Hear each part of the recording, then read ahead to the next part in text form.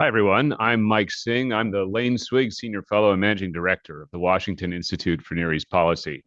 We're here today to talk about the situation in Iran, where we've seen mass protests, a violent crackdown by the regime, at a time when the Iranian regime is under increasing military and economic pressure from the United States and Israel. To talk about all this and unpack it and talk about what the policy options are for the Trump administration, especially, I'm joined by three of my colleagues. I'm joined by Holly Dagres. She's our Libitzky Family Senior Fellow and also curator of the Iranist newsletter. I'm also joined by Richard Nephew, our Bernstein Adjunct Fellow and a former U.S. Deputy Special Envoy for Iran. And then finally, I'm joined by Mike Eisenstadt, who is the Institute's Khan Senior Fellow and Director of our Military and Security Studies program. And so let's dive right into it. And I want to start by asking you, Holly, tell us about what's going on in Iran. What have we seen and how are things playing out today? Yes. Well, right now we're in week three of the anti-regime protests that began on December 28th. It was prompted by the collapse of the Iranian rial against the US dollar. While the immediate trigger differed, as with the 2022 Women Life Freedom Uprising, the core grievances remain the same: systemic mismanagement, corruption, and repression, with an explicit call for the ouster of the Islamic Republic. On January 6th, Kurdish Iranian groups declared a strike, and former Crown Prince Reza Pahlavi, the son of the deposed Shah, called on Iranians to protest on January 8th and 9th at 8 p.m. Based on the footage that emerged that night, Iranians heeded the call, which was endorsed by activists and celebrities inside the country, including dissident rapper Tumaj Salehi. Threatened by the show of numbers, which since December 28th were all 31 provinces of the country, the Islamic Republic swiftly cut off Iranians from the outside world. The internet and social media have been primary means for Iranian voices to be heard globally, and authorities knew that visible mass participation would demonstrate the Iranian people's rejection of the clerical establishment. For analysts and activists, however, what followed, a total communications blackout in which Iranians could no longer reach one another, not even by landline, was deeply alarming. In 2019, during what became known as Aban Khunin, or Bloody November, Amnesty International reported that security forces deliberately used the cover of an internet shutdown to commit atrocities. According to Reuters, 1,500 protesters were killed. I should add that the United Nations fact-finding mission found that crimes against humanity were committed during the 2022 uprising. Since that uprising, Starlink has been operational in Iran, with an estimated 50 to 60,000 users relying on smuggled kits. It is through these terminals that some of the horrific images now emerging from Iran of a massacre have reached the outside world. Since landlines were restored yesterday, and despite heavy monitoring, Iranians have been bravely sharing what they witnessed with family and contacts. According to the latest report by the group Human Rights Activists in Iran, at least 2,417 protesters have been killed, including 12 children under the age of 18, and more than 18,400 people have been arrested. Credible documentation by rights organizations suggests that the death toll is at 12,000, with CBS reporting it could be as high as 20,000. Eyewitness testimony now being shared describes scenes resembling a quote-unquote war zone, with shortages of body bags and blood for transfusions. At Tehran's largest cemetery, Behesht Zahra, there are reportedly so many bodies that authorities are no longer charging for grave plots and burial shrouds, and fingerprint scanners are being used to quickly identify the dead. A Syrian friend, upon seeing the unfathomable numbers, texted me, quote, "It took Syria months to reach those figures in 2011. I think it's important to note that the IRGC Quds force that helped prop up Bashar al-Assad's regime and commit those very atrocities there. So to me, it's no surprise that when facing their own end, the Islamic Republic would employ the same tactics." Well, thanks very much, Holly. It's a bracing scene in Iran. I think it's also, though, an inspirational scene. I mean, to see these people coming out into the streets. I do want to turn to our other two panelists to discuss how the U.S. might respond, how the world might respond to these protests. Let me take a moment, though, to say we are going to have a time towards the end of the panel for a Q&A. If you are watching on Zoom and you have a question, you can enter your question into the Q&A function on Zoom, and that's at the bottom of your screen. If you're watching some other way on YouTube or on our website, then you can send an email to policyforum@washingtoninstitute.org with your question, and it'll appear here for me. That's policyforum@washingtoninstitute.org.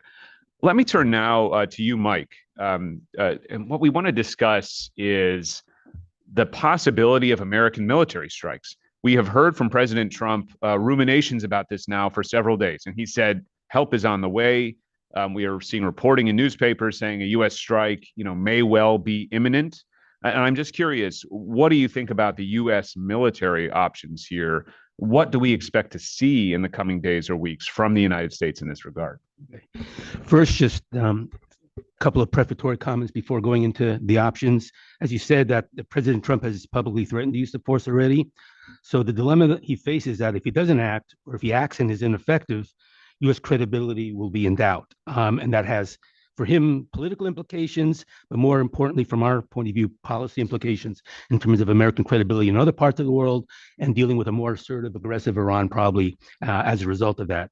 Second, I think it's important to mention that Iran has abandoned its traditional domestic repression playbook in the current events.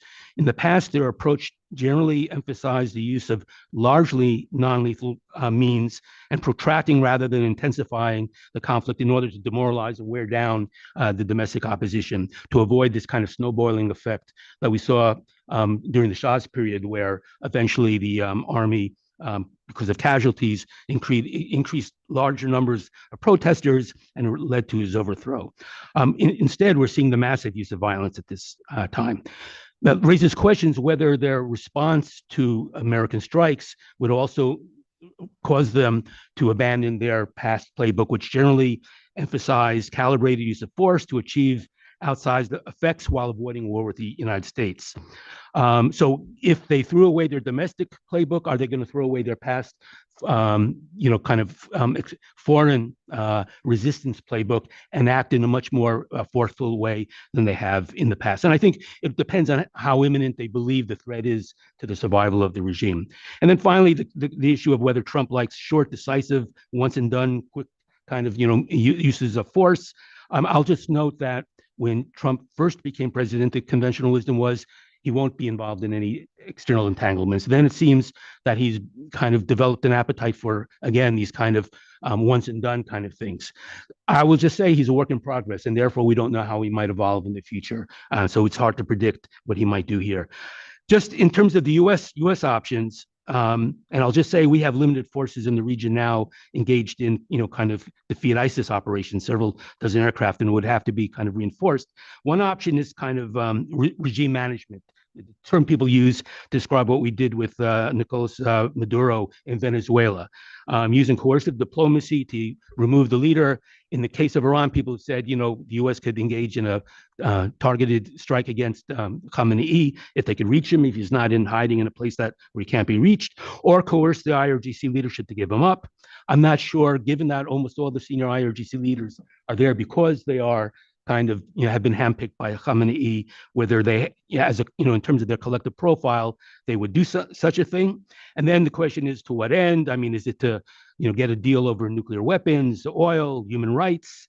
I'll just note that for something like this to stick, it would require a sustained U.S. commitment to prevent backsliding on the part of the regime, and that's one consideration. Another is regime change via regime collapse. You could do airstrikes and cyber operations that hinder the crackdown that we're seeing now by hitting security force headquarters, disrupting the surveillance system and the databases that it depends on, as well as the logistics which support the crackdown. But by and large, we're dealing with dispersed forces which are on the ground in 31 provinces of Iran. You're dealing with hundreds of thousands of people. You could hit the headquarters and the nodes that support them, but the forces that are kind of engaged, they're mixed in with the civilian population. They're dispersed. They're not really good targets. So this is kind of problematic. Now the question is, can you get the military to fracture and to turn on the regime? I think that generally happens only if they believe that the momentum is shifting against the regime. And that, I think, will depend largely on events on the ground, although we can provide wind for the sails of the opposition and create a psychological advantage. But there's no guarantee that will work. And then I'll just say that there's also the potential for symbolic or performative strikes. And we've seen this also, just already with the tariffs that were kind of announced by the president. It, checks the box of doing something without necessarily changing the dynamic on the ground. People have also mentioned no-fly zones, but remember the last time we did that over Iraq, it was 8 years. And in the south of Iraq, when we had the no-fly zones, the massacres and bloodletting continued, even though we were overflying the areas. I could go into the Iranian responses now very quickly. Basically, as I said before, if the regime believes that its survival is at imminent risk, I think they throw everything they can at this. And therefore, it's quite possible that we'll have a very kind of ugly scenario in the Gulf and elsewhere, hitting American bases, perhaps kind of disrupting the flow of oil from the region. They might start with signaling activities in this regard to get us to back off. And if it doesn't work, then to actually try to disrupt the shipment of oil from the region, even though it would be counterproductive from the point of view of their long-term interests. But if they're engaged in the moment in a battle for their life, they might do that. On the other hand, if they feel that they have more kind of space to respond, they don't feel the threat to their survival is imminent, they might do what they have done in the past, generally respond in a way that they believe is proportionate to the threat, with limited strikes, maybe kind of messaging us ahead of time where they're going to hit in order to kind of reduce the casualties, although they may not be in that mode anymore. As I mentioned, they may have thrown away that old playbook. They might try wedge tactics, attacking U.S. allies in the region or Israel. But that would expand the conflict in ways that maybe are counter to Iran's interests, especially they already have a one-front war domestically. Do they want to have a 2 or 3 front war involving the U.S. and other allies in the region? And then finally, my last point is, again, with the issue of obstructing oil shipments in the Gulf. Again, for Iran, this is a two-edged sword because almost all their imports and exports, including their oil exports, go through the Strait of Hormuz. So do they want to close it? And but again, if they feel that they're fighting for their survival, they might do it. But if they feel that they're the regime is less endangered and they need to make a strong point to the U.S. so it doesn't try strikes again in the future, they might not do this, and they might just kind of do some limited operations in this regard to send signals that they could do it if we don't back off.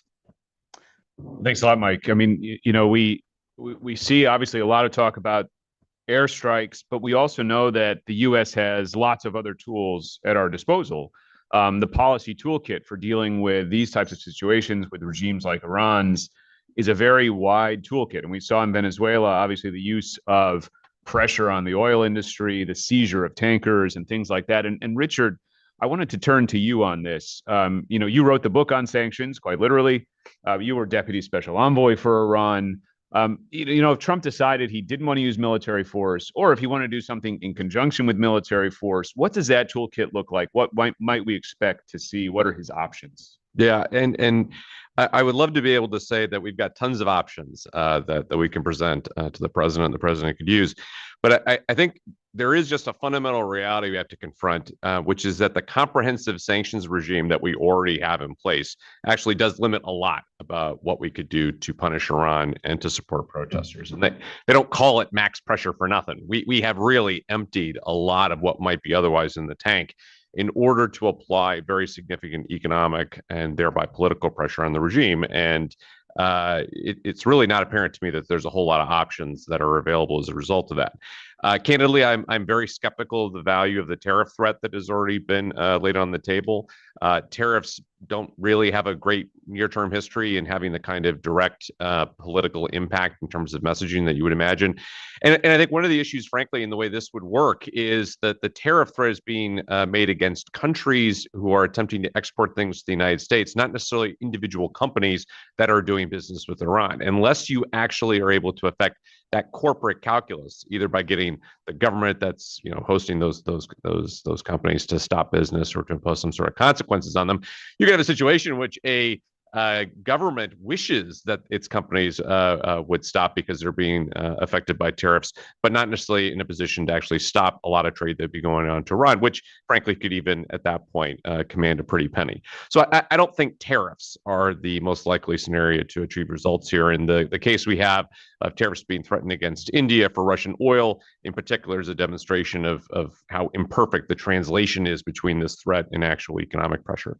I think there are some options within the current sanctions slate that could allow for more pressure to be put on the regime. Frankly, it starts with the same thing I think I probably said for a long time now, which is going after Chinese banking to dry up oil sales going into China and the revenues that are coming back from China in one shape or form back to Iran. If you would like to put more pressure on the Iranian government at this point through economic means, it comes via putting pressure on the Chinese financial institutions that are in one shape or another influencing and facilitating some of that trade. We've not been willing to do that thus far in addressing nuclear, missile, and other sorts of issues. Perhaps that's something we could do now. You could imagine additional targeted sanctions on particular actors. Frankly, I think the number of actors who are already unsanctioned at this point is probably fairly low, and the ones that have not been sanctioned are unlikely to have a lot of foreign assets. That said, that I think would be a natural thing you would imagine you would do is, look through the list, see whether or not there are people associated with counter-protest activity and the judicial process, add them to the list. You could expand the definition of some of those sanctions to involve travel bans and similar sorts of things that we have for other human rights violators and corrupt actors. Those travel bans could even include family members, students who are studying in American universities and similar. That, again, though, comes with some risk because it's not actually apparent that all of those people are supporters of the regime. And it's not even clear that if you were to apply that pressure, it would actually change any behavior ongoing in Iran. The third kind of big thing you could do in the economic and sanctions space is something that actually would be quite significant, although I'm not entirely clear that it would have significant economic impacts. And that is a broader secondary sanctions embargo on economic activity with Iran. So at this point, what we have done is gone industry by industry, adding them on over time and saying, if you do business with the construction industry, the oil industry, the whatever industry, you can't do business in the United States. We could flip that proposition at this point, and we could say, unless you are doing business in the humanitarian space, you are not going to be safe from sanctions pressure from the United States, and put that pressure on financial institutions to try and enforce it, just as we've done on oil and other sorts of sectors. This kind of broad secondary sanctions format would require a lot of enforcement. It would require a lot of intel support and a lot of investigations, but it is something that has been available for a while, has not actually been employed to date. My guess, though, is that in economic terms, you're not going to be talking about hundreds of billions of dollars here or something that's going to necessarily change the momentum of what Iranian decision making is, for the very reasons that my colleagues have been talking about of how the Iranian system is currently looking at this crisis. And I think there's also a theoretical point that's worth just pointing out here, which is what is the value and purpose of sanctions in this context? Because the idea behind sanctions is you impose them, and then you're in a position to relieve them if you get satisfaction of the concerns that are involved. What kind of satisfaction would we take and require in order to relax these sorts of sanctions and to allow for business activity to return around? If they stop murdering their people, that is not exactly the bar that I would be inclined to hold. And I think it's also worth noting that if you retain the sanctions that are otherwise in place, you are still generating the same kind of pressure and pain that is already causing, obviously, a lot of popular discontent and reducing some of the incentive for the Iranian government to cooperate in any event. So I think there's a more fundamental and theoretical point with regard to how sanctions work that also needs to be examined here, because at the end of the day, there would need to be at least some sense that there could be a quid pro quo to remove those sanctions and what that bar would be. To my mind, I actually think on the economic front, there is more that potentially could be done with using economic engagement as leverage. And so making an offer for what kind of economic renewal roadmap could potentially be provided to Iran, and including potential offers of sanctions relief that could be, contained in that, if you were to get some kind of resolution to this crisis. But I can already imagine many of you are saying, what, you're talking about sanctions relief while they're murdering thousands of people? And that's actually kind of my point, is I think the thing that would be most impactful in terms of influencing decision making would be to get past this regime and to say, if this is not the government that is currently in place, these are the benefits that potentially could accrue. That would also be a way of generating pressure on the system, because it would potentially give the people who are right now, frankly, looking around and wondering if they're getting international support with an idea of what that potentially could look like and the kinds of engagement that would be possible. So a positive incentive in this way would potentially be a source of pressure on the Iranian system.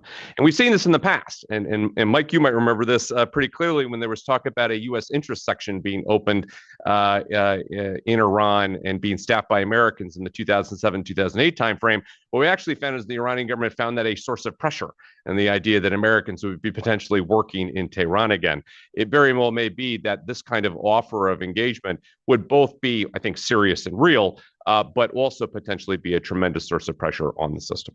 Well, thanks a lot, Richard. First, let me remind everyone who's watching, again, if you have questions, put them into the Q&A box on Zoom or send them to policyforum@washingtoninstitute.org. We'll answer them in the order that we get them when we get to the Q&A. I wanted to ask, though, look, Holly, I mean, we have seen now thousands of protesters killed, maybe even more than that, maybe over 10,000 protesters killed around the country when the final tally is actually known. And so, you hear what our colleagues have said about American policy options, possibly airstrikes, possibly more sanctions. We haven't talked about support and the different kinds of support the U.S. could offer the opposition. When you think about Iranian opposition activists, Iranian protesters, what do you think they want from the United States? What do you think they would like to see from the Trump administration?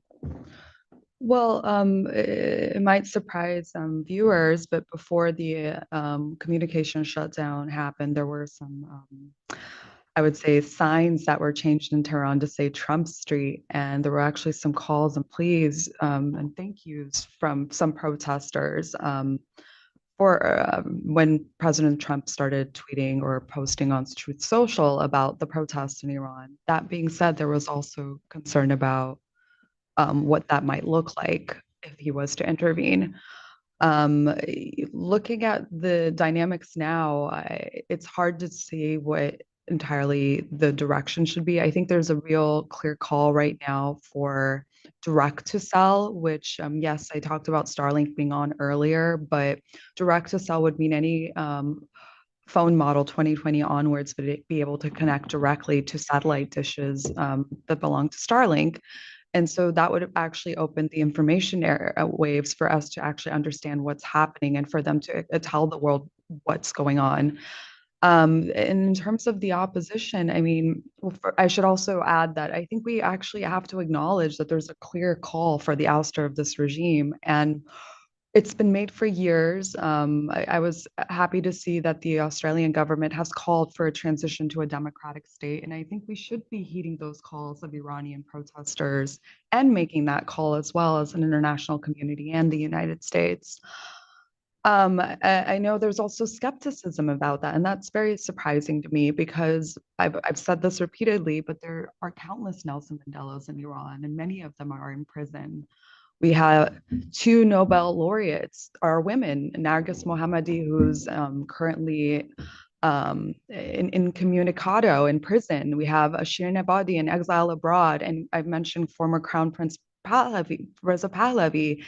It's extraordinary that just 47 years, this week marks 47 years since his father got on a plane never to return. There's chance for the Pahlavi dynasty. And I think there are options. And for a long time, activists in the country have been calling for a constitutional assembly, a referendum. We've had 17 activists, including Mohammadi, call for a transition in recent weeks. We should pay attention to that. And that should be the next step that the international community takes, I would say. And when it comes to this possibility that President Trump has mooted of airstrikes, I'm curious the panel's view on this. One thing that you hear a lot about, sort of American airstrikes, some people will say, airstrikes now could lead to the collapse of the regime. Others will say airstrikes will somehow discredit the opposition or might cause a rallying around the flag or a nationalistic type of response. A little difficult maybe to imagine with everything that's happening on the streets, but I want to delve into that a little bit. What do we know about the history of military intervention or military engagement in these types of, internal domestic protests? What do we think the impact on the opposition or the protests themselves would be if the U.S. suddenly started carrying out airstrikes? I'm trying to think in terms of, historical, precedents. I mean, we had Allied force, which eventually did have an impact, and led to regime change in Serbia. But I'm just trying to think, that was as a result of an electoral process, though. In Iraq, our failure to act in '91 created, a generation of people who were very cynical about the United States. And when we invaded in 2003, it was no surprise that they didn't initially greet us, with flowers, because they had the long memory of abandonment. So the bottom line is, I don't think each situation is kind of unique. And I would just argue in this case, I think that it's very clear that lines have been drawn. The regime seems to be, at least thus far, to be the regime and its repressive apparatus seems to remain cohesive.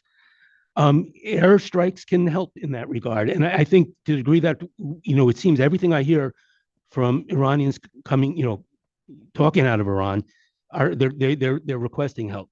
So I think in this case, under current circumstances, airstrikes would not be counterproductive from the point of view. Now, if they don't succeed, of course, it will be counterproductive in terms of our kind of reputation and deterrence and the like. But I don't think we have to worry about in this particular circumstance kind of people, unless of course we do it in a way which is kind of egregious in terms of lack of care for taking care to minimize civilian casualties. But I think in this case, we don't have to, this is not a major concern right now. Yeah, and I'll just offer a quick add to that. I mean, I think the context does very much matter. If 12 years ago, the U.S. government had decided to launch airstrikes against security forces and kind of out of the blue decided that we were going to do this in order to try and topple the regime, it might actually generate a different sort of dynamic than what we're seeing today. And I think that the context matters. The complete collapse of political legitimacy inside the system matters as well. And I think, as Mike was just saying, it goes to what is the nature of the targeting paradigm that's there too. And this, to me, goes to a broader point about what U.S. policy conceptions need to be, thinking about where we are and who we're trying to advise here in particular.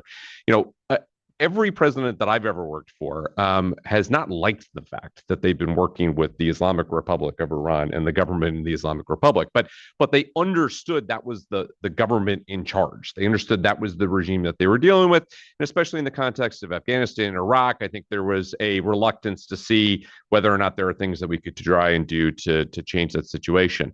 And I think since that time, what happened in Libya and other examples that we can talk about all probably have continued to push presidents to have a lower ambition and be much more focused on core existential security issues that are facing the United States. And frankly, I think that is still a reasonable and fair bar for a U.S. president to take to most decisions.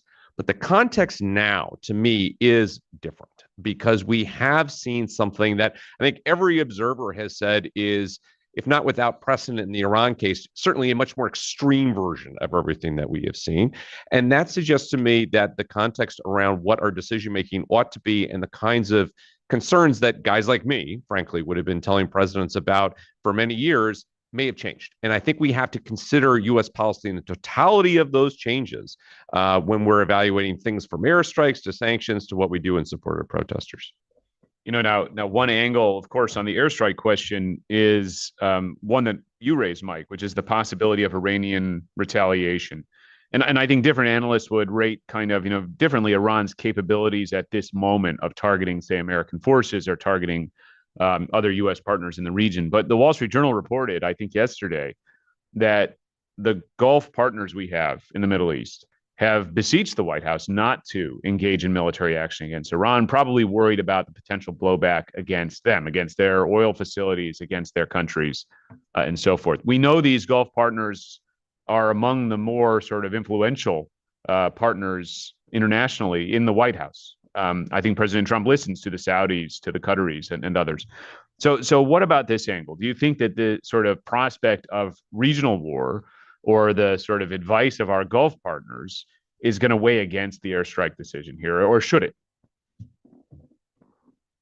Well, I think it's also, the president has to, consider that. He also has to consider, again, as I mentioned before, the reputational impact, which could have effects outside the region in the, Straits of Taiwan and in Europe, and also politics. I mean, he has, lambasted some of his predecessors for their inaction in 2009. President Obama's reneging on his, red line with regard to chemical weapons use in 2013. So does he want to, he has to look at, strategy is always influenced by politics. And it's just, it's just a fact of life, as you all know. So I think he's going to weigh all these factors. And there are serious policy reasons to also, consider keeping the airstrike option on the table. But of course, our allies are important, and we have to give them a hearing and listen to them. But in the end, our interest should guide us in the end in deciding what we do. I guess I want to ask a similar question about sanctions, because again, in Washington, we hear two very different things about sanctions. One is that they're going to be pressure on the regime and hasten its collapse. The other is that no, actually, it's the people that feel the sort of real brunt of sanctions, and while the elites kind of benefit from black markets and so forth. And so I'm curious, especially Richard and Holly, your views on this. At this moment, do you think protesters, Iranians, are looking for more economic pressure? Can we do that without interfering with the ability of Western governments to provide assistance to the opposition? How should we look at the sanctions question in this moment?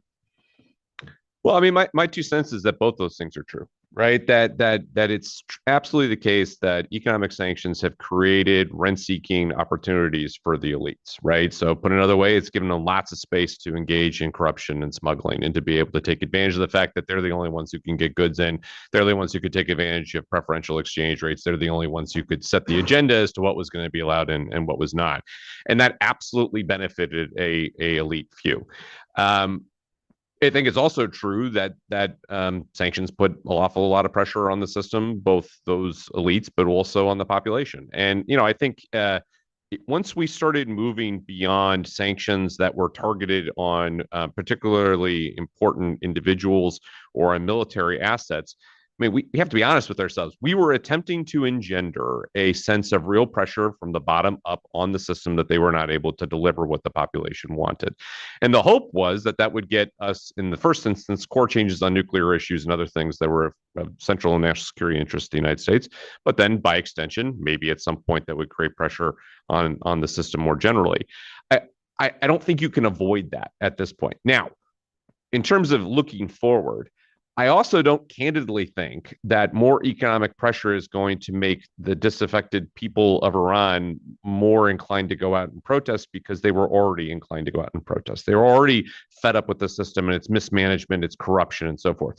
So I'm not actually convinced that there is a whole lot of scope for really ramping up sanctions, and that'll somehow convince Khamenei that it's time to give up the ghost. I just don't think that's true. I think at this point, the incentive structure they have to remain in power goes well beyond whatever differential there would be in some sanctions policy. So to me, I think it can be a sign of support. It can be a sign of limitation on the regime and its ambitions. But I'm just not convinced that it creates any more protesters or takes away any more protesters at this point. They're already out there. And I also don't think, frankly, it undermines the ability of foreign governments to provide support for the protesters if that means things like making sure VPNs are available and those sorts of things. I mean, we did this, under max pressure. Was one of the things I'm quite proud of when I was Deputy Special Envoy, is that we worked on general licenses to expand use and access to VPNs and software and those sorts of things. Those you can absolutely still do.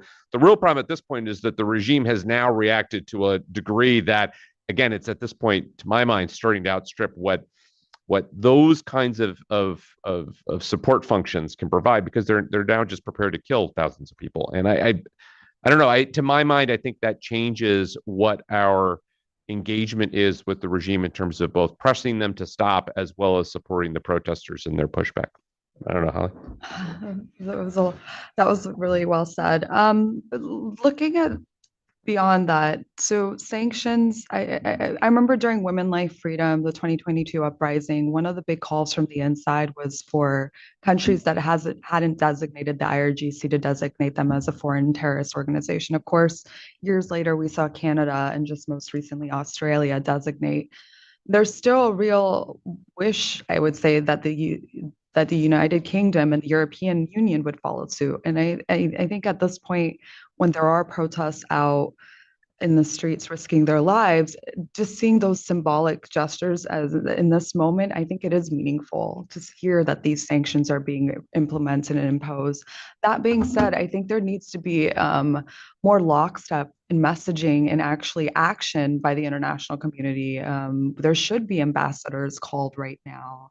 I read that in the 80s, there were over a dozen countries that withdrew their ambassadors for the Salman Rushdie fatwa. I mean, this is far more extreme, and we haven't seen that kind of action.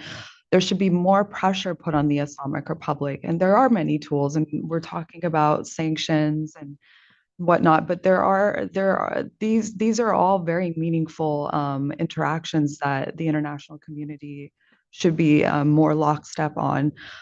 So, yeah. Did we see in Iran a reaction to President Trump's tariff announcement? It's hard to say with the communications shutdown, frankly. But what I understand though is every time the president says something, it does mean something. Because just to add this note, because of the communication shutdown, now it's just internet and social media.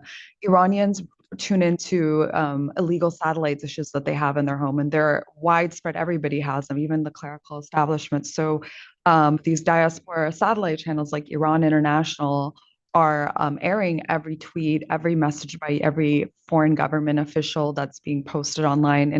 And that's, I want to circle back though, like, it's nice that everyone's talking about Iran, that the international community is giving the equivalent of thoughts and prayers, but you are governments. You have the ability to make change, to do more than just the thoughts and prayers online. So I think if they were to make those meaningful actions, like designating the IRGC, reimposing sanctions, calling for a democratic transition, going to the UN and making some of those movements happen, I think that will mean a lot to the protesters and breathe life into what's happening in Iran. If I could just reinforce the point that Holly made about the importance of collective action. In 1992, when you had the killing of KDPI representatives or members in Berlin in the Mykonos restaurant, the EU collectively kind of withdrew their ambassadors for only about 6 months. Unfortunately, it was a short-term thing. But as a result of this action, Iran really ceased their targeted killings in Europe for about 25 years, until about about a decade ago when they started renewing their operations in Europe and going after oppositionists and stuff like that. So collective action can have kind of an important effect on Iran's calculus. Yeah, and just to add on top of that too, I mean, I think the fact that Arakchi was wandering around Beirut while the protesters were being abused and murdered, that is indicative of the projection of normalcy that I think the regime is still trying to put out there. And so, basically saying, no, you're not going to be coming here. For Mr. Arakchi, you can just go ahead and stay in Tehran, and withdrawing ambassadors and freezing out some of those diplomatic engagements has a lot of value. Now, it's worth saying that does minimize the opportunity to then direct some of those messages, right? And to be able to be very directed and to say these are the concerns that we have of what you're doing. But, as frankly, this administration has demonstrated, as previous administrations have demonstrated, there are ways of getting messages to Arakchi that don't require him doing a book talk in Beirut or whatever it was he was doing. The other thing I'll note too is the information space too.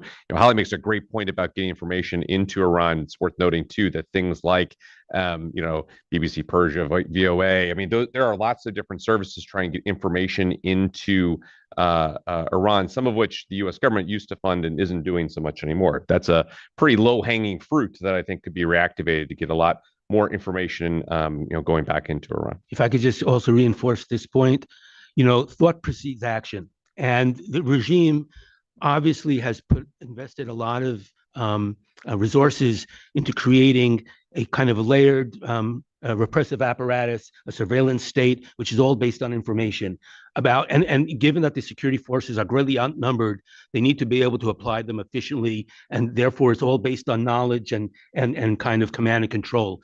The opposition and the whole point of what they're trying to do by closing down the internet in the country is to deny that of the opposition. So you have one side which is highly networked and very effective in gathering information and knowing where to respond, because they have limited resources and they're outnumbered by the protesters, it seems. And then the opposition, who because of the internet shutdown, is kind of operating blind. And if we could help level the playing field in that regard, that would also be very, very useful and important thing to do. Absolutely. I mean, it's been interesting. It's been surprising, maybe disappointing, actually, to some extent, how Western governments have really not responded by significantly altering the way they deal with the Islamic Republic of Iran. I think we've seen some ambassadors summoned for meetings at foreign ministries, but beyond that, we've seen sort of quiet for the most part. I want to stay just briefly on the topic of sanctions, because I think that a lot of people are looking at this Iran situation in comparison to Venezuela. Mm-hmm. And in Venezuela, we saw this effort to seize vessels, shadow fleet vessels. Mm-hmm. Right now, we have, apparently, according to the latest news, lots of Iranian oil floating on the water, either in the Persian Gulf, mm-hmm. The Arabian Gulf, or in Southeast Asia. So why don't we see an effort by the United States, the U.S. Navy, by other navies to go and seize this oil and prevent it from being sold on to, say, the teapot refiners in China?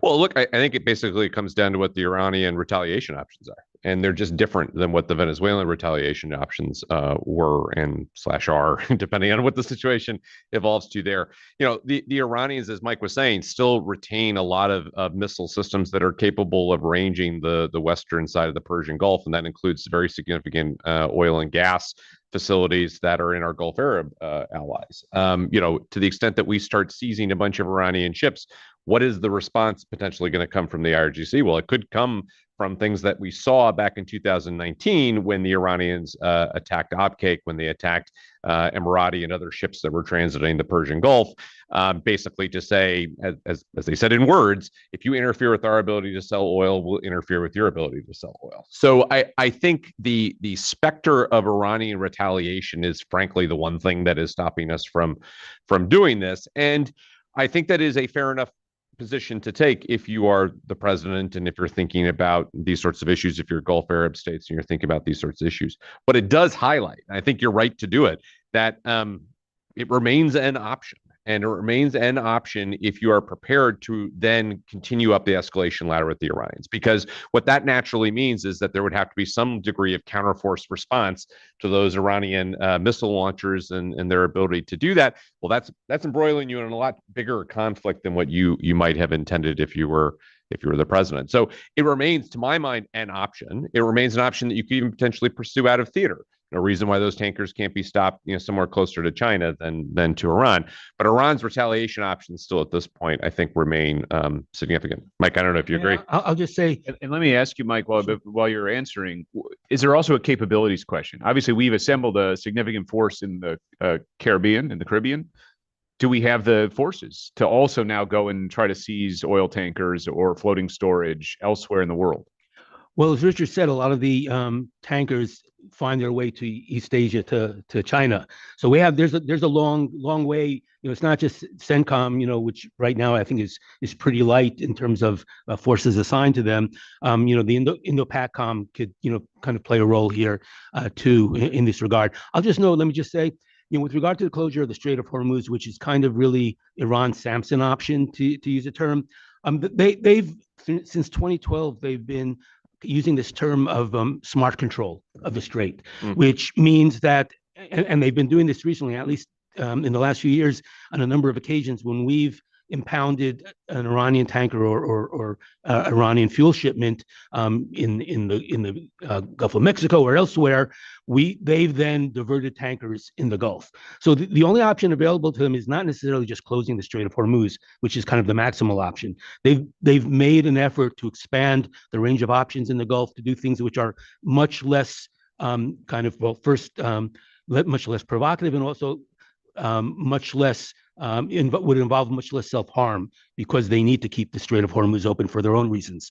So, diversion of tankers is at the lower end of the escalation ladder, something that they could do. And I think it's more likely what they'll do for a start, to see where things go. But again, it's hard to know what mood they are in and what kind of state of mind the regime is in, because, again, to the degree that they might see themselves as with their back against the wall and beleaguered, although, again, given the dynamics on the ground, and I've heard reports that the protests have lightened up in the last few days. Maybe the psychological state of mind has changed. So again, it's very hard, based on open source information, to make judgments about how they might respond in such a situation. So I do want to talk about, as we sort of enter our last 15 minutes or so here, I'm going to integrate some of the questions we're getting. And just a reminder, if you have a question, that Q&A box on Zoom, or our email address, policyforum@washingtoninstitute.org. But I can't help but ask about the nuclear talks, right? Because one of the things we heard, I thought quite surprisingly, from President Trump, from Vice President Vance, as people are being killed in Tehran, was, Abbas Araghchi, the foreign minister, has texted Steve Witkoff, and they're interested in talking. And presumably the Iranian regime is not interested in talking about how they can sort of dissolve themselves. Right. They're interested in talking about the nuclear question, and maybe sort of taking up President Trump on his longstanding interest in making a deal. So what do we think about this? I mean, is this the moment to say, the regime is beleaguered, let's make a great nuclear deal? Would this be a terrible idea? What do you guys think? Well, in April, when the talks started, I co-authored a piece in the New York Times saying that they need to include human rights as part of the talks, because if they didn't, they were going to affect the Trump administration, was effectively going to be on the wrong side of the Iranian people. And that's exactly, I think, the sentiment right now, especially given the massacre and the events of the past week. And so I think that the anti-regime Iranians would see that the Trump administration's effectively throwing them under the bus. And I have to say, before the communication shutdown, having seen the events in Venezuela play out, there was a real concern from protesters inside Iran that there would be a Venezuela-like deal. Maybe there'd be a sacrificial lamb, as Richard has said to us previously. Maybe the supreme leader would be sacrificed and somebody else would come to power. And then Trump would make some sort of deal with this new face of the regime, because they would be willing to do some things on the nuclear program that Khamenei wasn't willing to do. And so I think there's a real worry, but it seems that the president has been moved by some of the images that have been coming out of Iran, and he has publicly posted on Truth Social that the talks are off, which I think is a sigh of relief for protesters. But again, I think they're waiting to see what kind of action he'll take, because that also will also determine their view of the Trump administration moving forward. I'll just add that it seems since last June, the regime has not taken steps except for kind of clearing some rubble in the area of some of the tunnels that were closed by the Tomahawk attacks and some of the bombing. They've not taken steps to try to rebuild a nuclear program, because I think they realize that's a red line for both the United States and Israel. They're doing some work on the Talagan 2 site, which is a site that was bombed by the Israelis in October 2024, and that might be a target that, in the event that the United States intervenes on behalf of the Iranian people, while they're doing that, they might go after that. But so far, it seems that they've been deterred with regard to the nuclear program, it seems. But they are moving forward with the their ballistic missile program. And I think, in part because they think this might be a wedge issue between the United States and Israel, and the U.S. doesn't feel that this is something which merits a military strike, and they'll restrain Israel, and therefore they have a free hand to do this, or at least they'll test to see if they do. So I would argue right now that maybe it's a time not to strike a deal because they're deterred. And also the politics, I think, make it very difficult, to go forward at this time anyhow. Yeah, I approach this from a little bit different direction. Look, I still think that the nuclear program is as big a threat as it's ever been, notwithstanding the damage that was done to what I've taken to call the big nuclear program. Everything required to take it, uranium out of the ground and produce nuclear weapons, because they still have approximately 10 nuclear weapons worth of highly enriched uranium somewhere. And it's not entirely apparent to me. And I do not have the same confidence that others might have that we would spot it well in advance of Iran being able to construct even crude nuclear devices that they could potentially use. I think that is at this point, still a very real threat that we face that would not require them to reconstitute the totality of the program. But that doesn't make me think that we should proceed with a deal, actually, because of how difficult it would be to engineer a deal to address that problem. So one of the virtues that we had in the JCPOA is that we did actually have a very well-characterized program with a very clear understanding of where things were and ability to track it. At this point, we don't have that. And we instead actually have the opposite problem, that the Iranians could credibly claim that some fraction of that 10 weapons worth of HEU was destroyed or rendered inaccessible as a result of the military strikes, and we wouldn't necessarily have the ability to prove that. So getting the kinds of verification requirements you would need in order to actually implement a deal in the nuclear program now has struck me since June as incredibly difficult to achieve, and would require very extensive concessions being made by the Iranians at verification. I just simply can't see them making. So I've been skeptical of a deal in that regard. I've also been skeptical because of the idea of sanctions relief. And this goes to the point I made earlier. There was already criticism about the idea of how much sanctions relief was in the JCPOA, but frankly, we left a lot that was available to us to negotiate with the Iranians on other issues in the future, including the U.S. embargo. And the Iranians have been saying they wanted to eat into that during the 2021 and 22 talks. And the president has even indicated at various times that he might be interested in U.S. business dealings in Iran, which would involve, to some degree or another, relaxing the U.S. embargo. And it strikes me that that is just both unwise strategically, deeply risky, and frankly, a betrayal of the people who have been murdered over the course of the last week. Now, all of this could lead me come back to the idea of, well, still, though, I have to think about the U.S. national security interest. Iran's nuclear program is the only potential existential threat Iran presents to the United States. But this is where I come back to, what is the nature of this regime? What is its political legitimacy? How much longer is it going to be around? And it might be that we are in an opportunity now to actually put our thumb on those scales in support of people of Iran who are rising to reject this system. And in this context, it does not make sense to me to enter into a deeply uncertain nuclear deal that would involve significant sanctions relief to a regime that has been doing what it's been doing. Thanks. Well, I'll reveal my bias, which is I think it's a terrible time for talks with Iranian officials. And, President Trump's tweet about canceling all meetings with Iranian, I'm not sure what the meetings were. I think, this is probably the easiest decision he's got to make on this issue. Look, I want to talk about what's going to happen next. We only have a little time left. And so I'm curious as to what you all think we should be looking for next, where we think this is going. Is this going to fizzle out and become, another sort of protest that sort of is in the rearview mirror and we're sort of waiting for the next one? Is it going to result in a Maduro-type operation and we'll see Khamenei spirited out of the country? Is it going to become a perfect storm where it merges with what we've talked about before the protests, the potential further Israeli strikes on Iran? And so you have this turns into a perhaps wider war. And so Holly, maybe starting with you. I mean, so, you've talked about these protests being different than past protests. And so where do you see them going? And do you think that the regime and especially the security forces can sustain their opposition to the protests? It can sustain their united front against the protests in the face of so many casualties and so much pressure now coming from the United States? So I wrote in 2022, or actually the 1 year anniversary of the Women Life Freedom Uprising, I said, Iran will never go back to the way it was. And I think that the past 3 years since have proved that that's to be the case. And especially now, it's at the point of no return.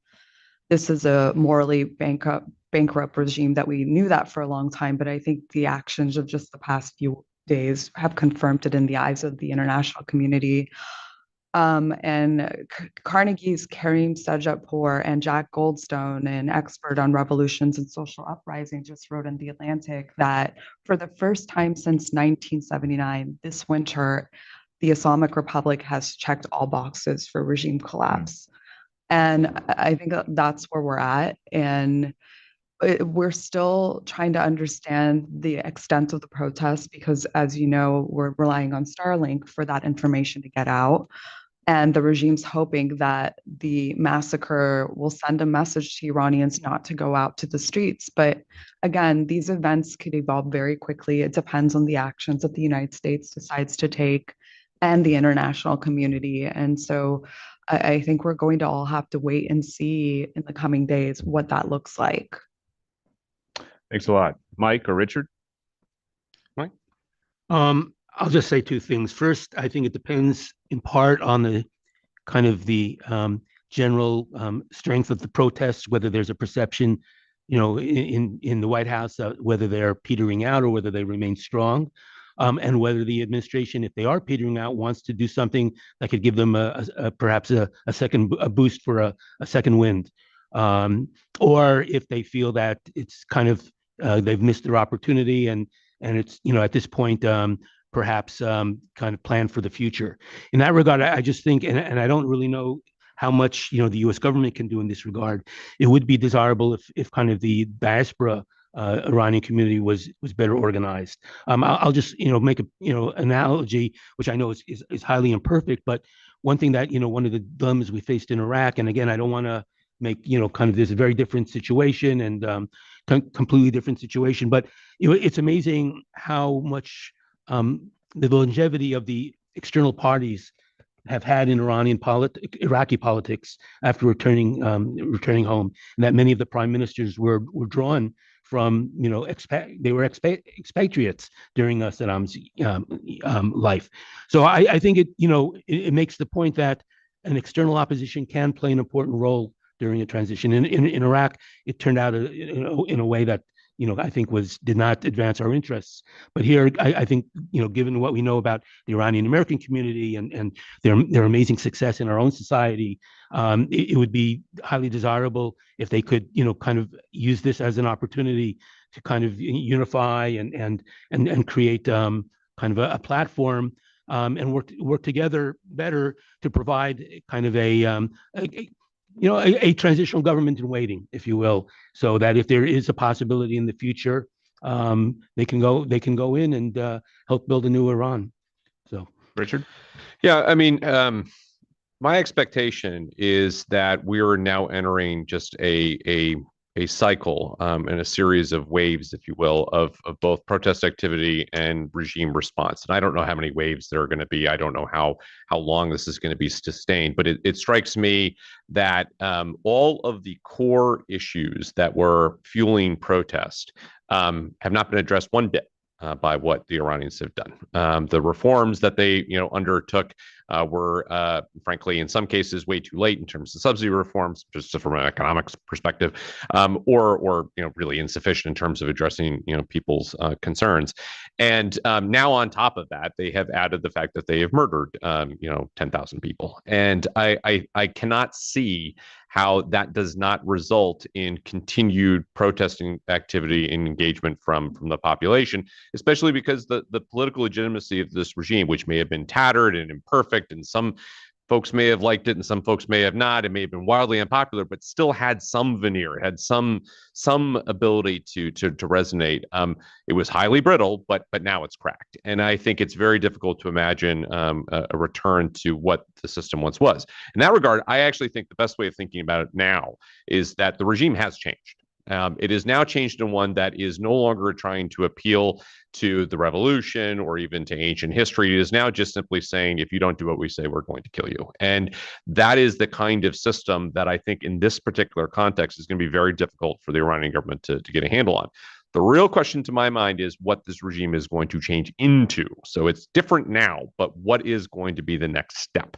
And here, I think this is where there is, again, ways in which the international community can influence things, ways in which, partners of Iran can and the Iranian people can engage things. But ultimately, it is going to come down to the brave people who are in the streets and what they are able to do in terms of demonstrating to the system that they're not going back, and how many defections they're able to get from the security forces and the regime forces. So thus far, we've seen a lot of coherence. I think it would be difficult to say that's going to change, tomorrow. But no one, I think, would be surprised to see a change in the course of the next, months and years, especially as protest activity continues. So to my mind, it's now just a matter of when, and then what the next step is going to be as the system does, in fact, enter those change periods.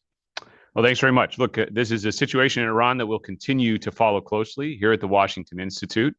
One of our core principles at the Washington Institute is that the fundamental divide in the Middle East is not between Arab and Israeli or Muslim and Jew or Christian, but between radical regimes like Iran's and the peace-loving people in the region who want a better future for themselves and for their neighbors.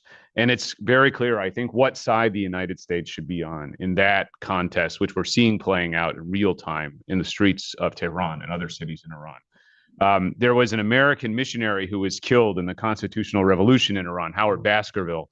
And when he was asked about his support for the revolutionaries, for the people of Iran, he said, the only difference between these people and me is my birthplace. And that's not a very big difference. And I think that remains true today. So please follow our work on WashingtonInstitute.org. Follow us on social media. Please subscribe to Holly's Substack, the Iranist newsletter, and you'll be hearing much more from us about this situation as it unfolds. Thank you.